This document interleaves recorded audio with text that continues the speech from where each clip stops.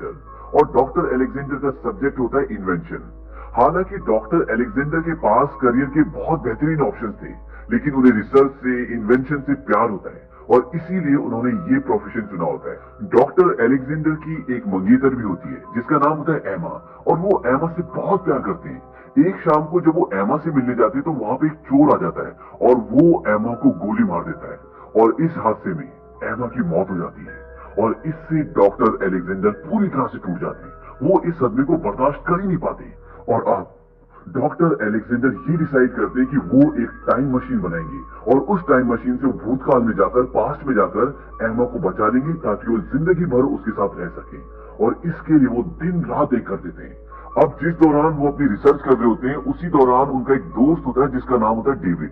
वो बार बार आकर उन्हें समझाता है कि इन सब चीजों से बाहर आओ, एमा मर चुकी है और अब वो वापस कभी नहीं आ सकती। लेकिन डॉक्टर एलेक्जेंडर उसकी बात पे ज्यादा ध्यान नहीं देते और अपना पूरा टाइम, पूरा वक्त अपनी रिसर्च को देते हैं। और 4 साल की कड़ी मेहनत के बाद वो टाइम मशीन बना लेते हैं और ये सन होता है सन 1903। अब डॉक्टर एलेक्जेंडर उस टाइम मशीन में बैठते हैं और भूतकाल में ट्रेवल करना शुरू करते हैं और वो उसी वक्त में पहुंच जाते हैं, यानी कि सन 1999 की उसी शाम को जिस शाम को एमा का मर्डर हुआ था। और वहां पर उन्हें एमा मिलती है। एमा को देखकर वो बहुत खुश होते हैं और वो वहां से कहीं और चले जाते हैं, लेकिन वहां पर भी एमा का एक घोड़ा गाड़ी से एक्सीडेंट होता है और उसकी मौत हो जाती है। और डॉक्टर एलेक्जेंडर ये समझ जाते हैं कि मैं कितनी भी कोशिश कर लूं, मैं पास्ट को चेंज नहीं कर सकता। लेकिन डॉक्टर एलेक्जेंडर ये सोचते हैं कि शायद जिन सवालों का जवाब मेरे पास ना हो सकता है कि भविष्य के मानवों ने, फ्यूचर के लोगों ने इस पहेली का, इन सवालों का जवाब ढूंढ लिया हो। और अब वो ये डिसाइड करते हैं कि वो फ्यूचर में जाएंगे और इस सवाल का जवाब लेकर आएंगे, फिर पास्ट में जाकर एमा को बचा लेंगे। और इसके बाद वो अपनी मशीन में बैठते हैं और फ्यूचर में ट्रेवल करते हैं। और अब डॉक्टर एलेक्जेंडर पहुंच जाते हैं सन 2030 में। और 2030 में पहुंचने के बाद वो न्यूयॉर्क की एक पब्लिक लाइब्रेरी में जाते हैं ताकि वो ये सब पढ़ सके, ये सब जान सके कि साइंस ने कितनी तरक्की की है। अब जब वो लाइब्रेरी में जाते हैं तो वहां पर उन्हें एक कंप्यूटराइज होलोग्राफिक इमेज दिखती है जिसका नाम होता है वॉक्स 114। और वो उससे बात करते हैं, पूछते हैं कि टाइम मशीन के बारे में तुम क्या जानते हो। वॉक्स 114 उन्हें बोलता है कि टाइम ट्रेवल का आविष्कार आज तक इस धरती में हुआ ही नहीं है। और ये सुनने के बाद डॉक्टर एलेक्जेंडर बहुत डिसअपॉइंट होते क्योंकि उन्हें उनका आंसर यहाँ नहीं मिला होता। और वो तय करते कि मुझे और भी आगे जाना चाहिए। हो सकता है कि भविष्य के मानव ने जो इनसे भी एडवांस है, उन्होंने टाइम ट्रेवल का आविष्कार किया हो और मेरे सवालों का जवाब उनके पास हो। अब वो अपनी मशीन में बैठते हैं और दोबारा वहां से और आगे जाते हैं। और अब डॉक्टर एलेक्जेंडर पहुंच जाते हैं 7 साल आगे, यानी कि सन 2037 में। इस वक्त साइंस ने बहुत तरक्की कर ली है। इंसान चांद पर मानव बस्ती बसाने में कामयाब हो चुका है, लेकिन उन्हीं लोगों की वजह से चांद में अब दरार पड़ चुकी है, चांद टूट रहा है, चांद खराब हो रहा है और चांद पृथ्वी के बहुत नजदीक आ चुका है। और जिसकी वजह से पृथ्वी पर तूफान आते हैं, भूकंप आते हैं और अब पृथ्वी रहने लायक नहीं रही। अब डॉक्टर एलेक्जेंडर अपनी मशीन से उतरकर ये सब देख ही रहे होते कि वहां पे 2 सोल्जर आ जाते हैं और वो उन्हें रेस्क्यू करना चाहते हैं, उन्हें पकड़ लेते हैं। लेकिन तभी ये दिखाते कि धरती फटना शुरू हो जाती है और इसके बाद डॉक्टर एलेक्जेंडर अपनी मशीन की तरफ भागते और अपनी मशीन में बैठ जाते हैं और मशीन को स्टार्ट कर देते हैं। लेकिन धरती फटने की वजह से उनकी मशीन बुरी तरह हिलती है और उनके सिर में चोट लग जाती है और वो बेहोश हो जाते हैं। लेकिन अब मशीन चालू हो चुकी है, वो भविष्य में यात्रा कर रहे हैं और वो भविष्य में बहुत आगे निकल जाते हैं।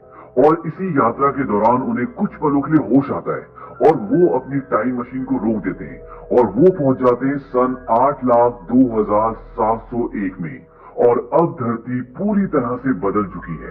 जिस तरह से दिखाया गया था कि सन 2036 में चांद के विनाश के कारण धरती पे तूफान आते थे, भूकंप आते थे और धरती पूरी तरह से बंजर हो रही थी, वहीं अब ये दिखाते कि पूरी धरती पे हरियाली हरियाली है। लेकिन इस सदी में टेक्नोलॉजी का नामो निशान नहीं है। इंसान बहुत कम बचे हैं और वो आदिवासियों की तरह जिंदगी जीते हैं।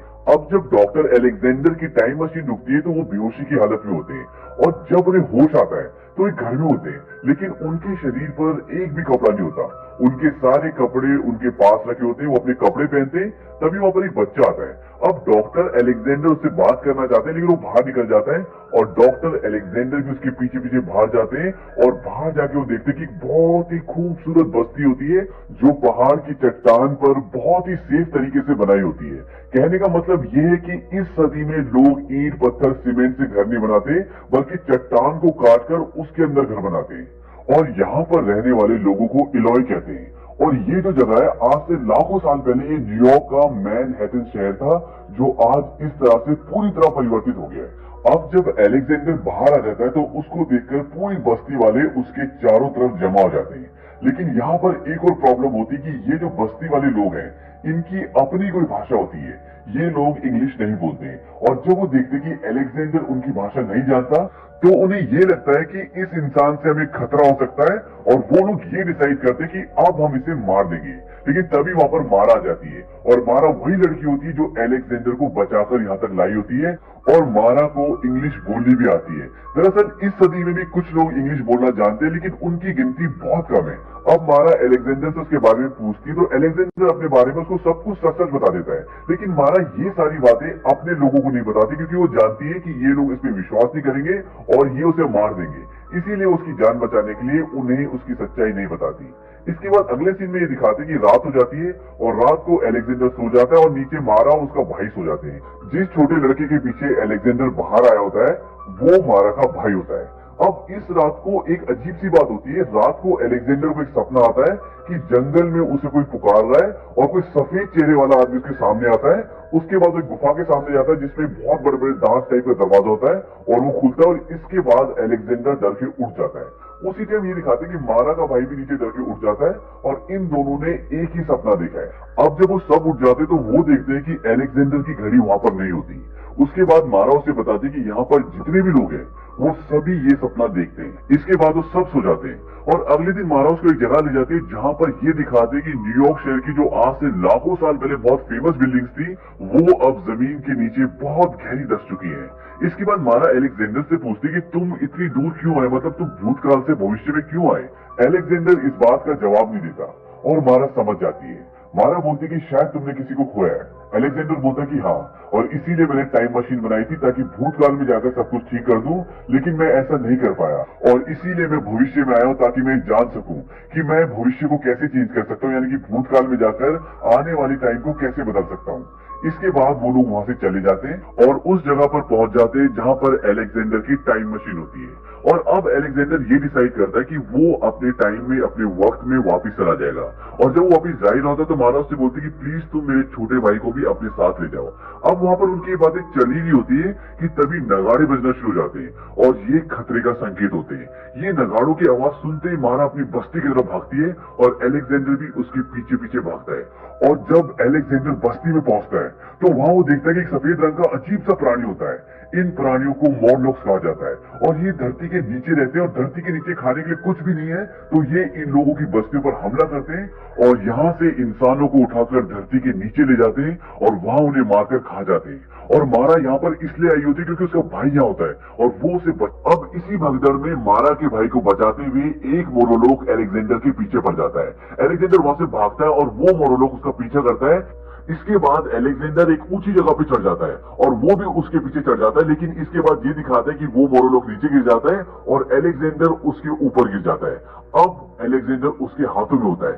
तब एक सायरन बजता है, और वो मोरोलोक वहां से भाग जाता है। दरअसल ये सायरन उन्हीं के लोगों ने बजाया होता है, क्योंकि वो वापस जा रहे होते हैं, और सब एक साथ जमीन के अंदर धंसना शुरू हो जाते हैं। और यहाँ पे ये दिखाते हैं कि वो लोग मारा को पकड़कर अपने साथ ले जाते हैं। अलेक्जेंडर उन्हें बोलता है कि हमें मारा को बचाना होगा, लेकिन वहां के लोग बोलते हैं कि हम उनसे नहीं लड़ सकते, क्योंकि वो हमसे बहुत ताकतवर है, और अब मारा को बचाना नामुमकिन है। लेकिन अलेक्जेंडर बोलता है कि मैं किसी भी कीमत में मारा को बचाऊंगा। अब वो मारा के भाई से बोलता है कि मुझे बताओ कि लोग कौन है और कहां से आते हैं। इसके बाद मारा का भाई उसे एक जगह ले जाता है, और ये न्यूयॉर्क की वही लाइब्रेरी होती है जहां पर अलेक्जेंडर टाइम ट्रेवल करके सन 2030 में गया था। अब लाइब्रेरी के अंदर जाने के बाद अलेक्जेंडर को वही होलोग्राफिक कंप्यूटराइज्ड लाइब्रेरियन दिखता है, जो उसे आज से 8 लाख साल पहले यानी कि सन 2030 में दिखा था। ये अभी भी अच्छे से फंक्शन कर रहा होता है, और ऐसा शायद इसलिए है क्योंकि यहाँ का सारा इलेक्ट्रिक सिस्टम सोलर सिस्टम से कनेक्टेड है, तो इसीलिए ये चार्ज हो जाता है, और आज भी ये सिस्टम काम कर रहा है। अब अलेक्जेंडर उससे पूछता है कि यहाँ ये सब क्या हो रहा है, ये लोग कौन है जो जमीन के नीचे से आते हैं और लोगों को उठाकर ले जाते हैं। वो बताता है कि जब चांद खत्म हुआ था, उसके बाद कुछ लोग जमीन के नीचे चले गए थे, और कुछ लोग जमीन के ऊपर ही थे। और जो लोग जमीन के ऊपर रह गए आज उन्हें इलॉय कहा जाता है, और जो लोग जमीन के नीचे चले गए थे वो हजारों साल तक जमीन के नीचे रहे और उसके बाद वो जमीन के ऊपर इसलिए नहीं आ पाए क्योंकि वो धूप की रोशनी को बर्दाश्त नहीं कर पाते, और धीरे धीरे वो शारीरिक और मानसिक रूप से पूरी तरह बदल गए और आज उन लोगों को मॉरलॉक्स कहा जाता है। दरअसल ये पास्ट के ह्यूमन बींग्स ही है जो आज मॉरलॉक्स बन चुके हैं, और जमीन के नीचे खाने के लिए कुछ नहीं होता, इसीलिए ऊपर ये मानव की बस्ती में आते हैं, उन्हें उठा के ले जाते हैं और उन्हें खाते हैं। अब ये कंप्यूटराइज्ड लाइब्रेरियन उसे मॉरलॉक्स तक पहुंचने का रास्ता बताता है, और जब वो जंगल के रास्ते वहां तक पहुंचता है तो देखता है कि वहां पर वही दांतों वाली गुफा होती है जो उसे सपने में आई होती है। अब वो मारा के भाई को बोलता है कि तुम यहाँ से वापस जाओ और मैं तुमसे वादा करता हूँ कि मैं तुम्हारी बहन को वापस जरूर लेके आऊंगा, और इसके बाद वो उस गुफा के अंदर चला जाता है। अंदर जाने के बाद वो देखता है कि वहां पे कई सारे लोगों की हड्डियां, कंकाल, ये सब पड़ा होता है। यहाँ पर ये भी दिखाते हैं कि जमीन के अंदर बहुत सारी सुरंगें जो एक दूसरे से कनेक्टेड है, और यहाँ पे बहुत बड़ी बड़ी मशीन्स भी चल रही हैं। दरअसल ये एग्जॉस्ट फैन होते हैं जिसके जरिए ये जमीन के नीचे हवा लेकर आते हैं, और एक जगह ये भी दिखाते हैं कि बहुत सारे मॉरलॉक्स काम कर रहे होते हैं। इससे ये पता चलता है कि इनके अंदर अभी भी दिमाग है और ये टेक्नोलॉजी को यूज करते हैं, हालांकि इनकी टेक्नोलॉजी बहुत ही बेसिक किस्म की होती है। अब जब अलेक्जेंडर आगे बढ़ रहा होता है तो एक जगह गिर जाता है जहाँ पर पानी होता है, और उसके गिरने से एक मॉरलॉक को पता चल जाता है कि यहाँ पर कोई है, और जब वो वहां पर आता है तो देखता है कि वहां पे अलेक्जेंडर होता है, और वो उसे पकड़कर एक जगह ले जाता है जहां पर वो देखता है कि वहां पर मारा भी है, उसको एक पिंजरे में बंद किया हुआ है, और वहीं पर ये दिखाते हैं कि इन सब का जितने भी मॉरलॉक्स होते हैं उन सबका बॉस वहां पर बैठा होता है, और वो लगभग इंसानों की तरह दिखता है, लेकिन उसका पूरा फेस बिल्कुल व्हाइट होता है। अब यहाँ पर मारा बिल्कुल शांत होती है, वो एक ही तरफ देख रही होती है, और इसका रीजन ये होता है जो इन मॉरलॉक्स का बॉस होता है इसके अंदर बहुत सारी शक्तियां होती है, और इसने मारा को अपने वश में किया होता है, और इसके अंदर दूसरे लोगों के दिमाग को रीड करने की भी पावर होती है, और वो अलेक्जेंडर को ये भी बताता है कि यहाँ पर जितने भी मॉरलॉक्स हैं उन्हें मैं अपने माइंड से कंट्रोल कर सकता हूँ। इसके बाद वो अलेक्जेंडर को बोलता है कि मुझे पता है कि तुम टाइम ट्रेवल के थ्रू यहाँ तक आए हो और तुम अब वापस चले जाओ, और एक बात और याद रखो, तुम कितनी भी कोशिश कर लो तुम पास्ट में जाकर फ्यूचर को नहीं बदल सकते। अगर तुम ये सोचते हो कि तुम पास्ट में जाकर अपनी गर्लफ्रेंड को बचा लोगे और फ्यूचर में वो तुम्हारे साथ रहेगी तो ऐसा नहीं हो सकता। वो अलेक्जेंडर को बोलता है कि तुमने अपनी टाइम मशीन तभी बनाई जब तुम्हारी गर्लफ्रेंड मरी, और अगर तुम उसे पास्ट में बचा लेते हो तो तुम अपनी टाइम मशीन बनाओगे नहीं, और जब तुम्हारी टाइम मशीन बनी नहीं तो तुम पास्ट में पहुंचोगे कैसे। वो उसे ये समझाता है कि तुम पास्ट में तो जा सकते हो लेकिन पास्ट में कोई भी ऐसा काम नहीं कर सकते जिससे पूरा फ्यूचर चेंज हो जाए। इसे साइंस की दुनिया में विरोधाभास कहते हैं, यानी कि पैराडॉक्स। इसके बाद वो अलेक्जेंडर को बोलता है कि तुम्हें तुम्हारा आंसर मिल गया, अब तुम अपने वक्त में अपनी दुनिया में वापस चले जाओ। यहाँ पर ये दिखाते हैं कि अलेक्जेंडर की टाइम मशीन भी इसी के पास होती है। उसकी टाइम मशीन लिफ्ट से नीचे आती है और वो बोलता है कि अब तुम वापस अपने समय में जा सकते हो। अलेक्जेंडर अपनी मशीन में बैठ जाता है। तभी ये दिखाते हैं कि अलेक्जेंडर की वो घड़ी जो मारा के घर से गायब हो गई थी वो भी इसी आदमी के पास होती है। वो उसकी घड़ी वापस देने के लिए आता है, तब तक वो अपनी टाइम मशीन स्टार्ट कर चुका होता है, और इसके बाद अलेक्जेंडर उसे टाइम मशीन के अंदर खींच लेता है और उन दोनों के बीच में लड़ाई शुरू हो जाती है। हालांकि अलेक्जेंडर उसके सामने टिक नहीं पाता क्योंकि वो बहुत स्ट्रांग होता है, और वो अपना चाकू निकालता है और अलेक्जेंडर को मारने वाला होता है। तभी अलेक्जेंडर अपने आप को बचाने के लिए वहां पर एक मीटर होता है जिसमें एयर प्रेशर बनता है, वो उसको तोड़ देता है और उसकी पूरी एयर उसके मुंह पर जाकर गिरती है, और अलेक्जेंडर उसे धक्का देकर मशीन से बाहर लटका देता है। अब वो अपने दोनों हाथों से अलेक्जेंडर का गला पकड़ लेता है और उसकी पूरी बॉडी मशीन के बाहर होती है। इसके बाद ये दिखाते हैं कि अलेक्जेंडर बड़ी मुश्किल से टाइम मशीन को फ्यूचर में भेजने के लिए ऑन कर देता है। अब जैसे ही टाइम मशीन फ्यूचर में आगे बढ़ने लगती है तो उसकी बॉडी जो बाहर होती है वो वक्त के साथ बूढ़ी होना शुरू हो जाती है, और धीरे धीरे ये दिखाते हैं कि उसकी बॉडी कंकाल बनकर वहां से गायब हो गई, लेकिन उसके जो हाथ मशीन के अंदर होते हैं वो एज इट इज वैसे ही होते हैं। अब जब उसकी टाइम मशीन रुकती है तो वो सन 63,54,27,810 में पहुंच जाता है, और वहां देखता है कि धरती पूरी तरह से बंजर हो चुकी है और चारों तरफ उसे मॉरलॉक्स की गुफाएं दिख रही होती है। वो समझ जाता है कि मॉरलॉक्स ने पूरी धरती पे कब्जा कर लिया है और इलॉय सभ्यता का पूरी तरह से विनाश कर दिया है। अब अलेक्जेंडर को ये तो पता चल जाता है कि वो अपनी मंगेतर को पास में जाकर बचा नहीं सकता, लेकिन अगर मैं चाहूं तो मारा को बचा सकता हूं।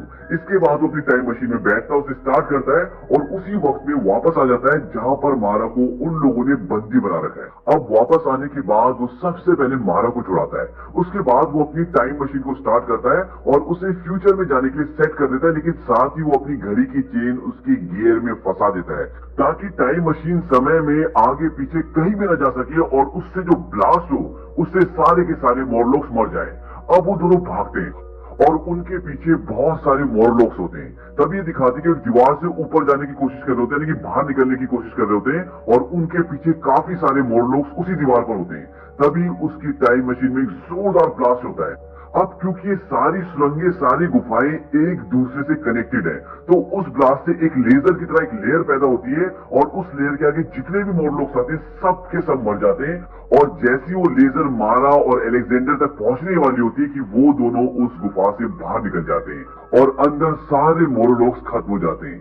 अब यहाँ पर ये दिखाते कि अलेक्जेंडर ने फ्यूचर में जाकर ये देख लिया था कि मोरोलोक्स ने पूरी धरती पे कब्जा कर लिया है। इसका मतलब उन्होंने इलोय लोगों को मार दिया है, लेकिन वो यहाँ पर वापस आकर सारे मोरोलोक्स को मार देता है और फ्यूचर को चेंज कर देता है। इसके आगे मूवी में ये दिखाते कि अब अलेक्जेंडर की टाइम मशीन नहीं है, हालांकि वो बना भी सकता है, लेकिन वो ये डिसाइड करता है कि अब वो मारा के साथ इसी युग में रहेगा। और जो लाइब्रेरी में वॉक्स 114 नाम का रोबोट होता है, जो रोबोटिक इमेज होती है, वो वहां पर उस युग के बच्चों को पढ़ाने का काम उस रोबोट को देता है, यानी कि वो उस रोबोट को उन बच्चों का टीचर बना देता है। और यहाँ पर अब अलेक्जेंडर मारा के साथ खुश है और वो इस दुनिया को पूरी तरह से अपना चुका है। और वहीं दूसरी तरफ ये दिखाते हैं कि अलेक्जेंडर के वक्त में, यानी कि सन 1903 में उसकी लैब में उसका दोस्त डेविड आता है। यहाँ से अलेक्जेंडर को गए हुए, यानी कि गायब हुए सिर्फ एक ही हफ्ता हुआ है। डेविड अलेक्जेंडर की मेट से बोलता है कि मैं अलेक्जेंडर के लिए बहुत खुश हूं क्योंकि फाइनली उसे वो जगह मिल गई जहां पर वो खुश रह सकता है। और इसके बाद वो अपनी हैट उतारता है और फेंक देता है, यानी कि वो अलेक्जेंडर को ट्रिब्यूट देता है। और इसी के साथ ये मूवी खत्म हो जाती है।